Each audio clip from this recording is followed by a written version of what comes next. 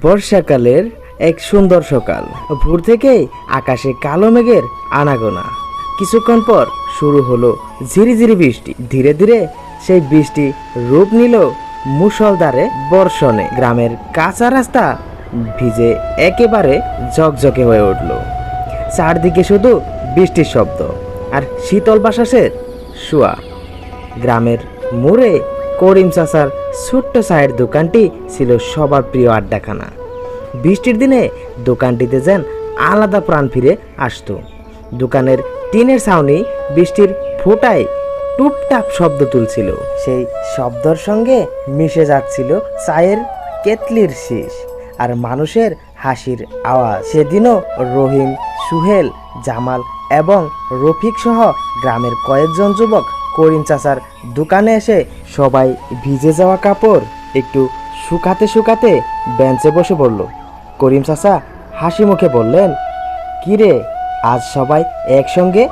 মনে হচ্ছে বৃষ্টি তোমাদের এখানে টেনে এনেছে।" রহিম হেসে বলল, "চাচা, বৃষ্টির দিনে আপনার দোকানের গরম চা না খেলে দিনটাই যেন অপূর্ণ লাগে।" কিছুক্ষণের মধ্যে সবার হাতে ধোয়া ওঠা চায়ের কাপ, গরম চায়ের চুমুক আর বৃষ্টির আবহাওয়া মিলিয়ে এক অন্যরকম অনুভূতি তৈরি করছিল। কেউ গ্রামের পুরোনো দিনের গল্প বলছিল, কেউ আবার শৈশবের দুষ্টামির স্মৃতি মনে করছিল। হঠাৎ জামাল বলল, "মনে আছে ছোটবেলায় বৃষ্টির পানিতে কাগজের নৌকা বাসাতাম?" কথাটা শুনে সবাই হেসে উঠল। একে একে সবাই নিজেদের শৈশবের মজার স্মৃতি শোনাতে শুরু করলো। দোকানের ভিতর আনন্দ আর হাসির রোল পড়ে গেল।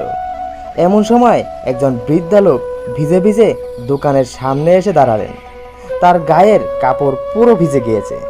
তাকে দেখে রহিম দ্রুত উঠে দাঁড়ালো এবং ভেতরে বসার জায়গা করে দিল। করিম চাচার কোনো কথা না বলেই এক কাপ গরম চা এগিয়ে দিলেন। বৃদ্ধ লোকটি চা খেয়ে খুব খুশি হলেন। তিনি বললেন, "বাবারা, তোমাদের এই ভালোবাসা আর সহানুভূতি আমাকে অনেক আনন্দ দিল। মানুষের আসল পরিচয় তার ব্যবহারে প্রকাশ পায়।" বৃদ্ধর কথা শুনে সবাই কিছুক্ষণ চুপচাপ করে রইল। তারা বুঝতে পারল অন্যকে সাহায্য করার আনন্দ সত্যি অনেক বড়। এদিকে বৃষ্টি ধীরে ধীরে কমতে শুরু করলো। মেঘ সরে গিয়ে আকাশে সূর্যের আলো ফুটে উঠল। চারপাশে এক নতুন সতেজতা ছড়িয়ে পড়ল।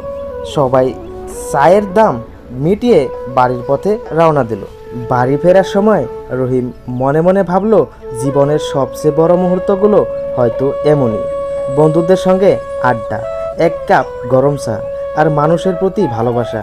সেই বৃষ্টি ভেজা দিনের আড্ডা গ্রামের মানুষের মনে অনেক দিন ধরে স্মৃতি হয়ে বয়ে গেল।